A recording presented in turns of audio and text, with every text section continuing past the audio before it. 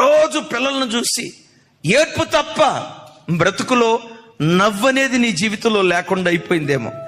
ఎందుకు ఇండి కన్నానా, ఎందుకు కూతురుని కన్నానా, అసలు పిల్లలు లేకుండా ఉంటే బాగుండేదని మనసులో ఇప్పుడు విసిగిపోతున్నానయ్యా.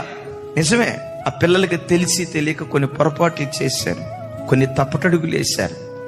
హృదయంలో నీకు ఒక మానని గాయం ఉంది, కానీ విశ్వాసంతో మాట్లాడు.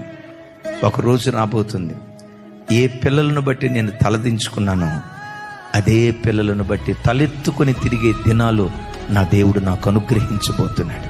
వీళ్ళు నా పిల్లలని ప్రజల ఎదుట చెప్పుకోవటానికి సిగ్గుపడ్డానే, అదే పిల్లల విషయమే వీళ్ళు నా పిల్లలు అని ధైర్యంగా చెప్పుకునే దినాలు దేవుడు నాకు అనుగ్రహిస్తాడు.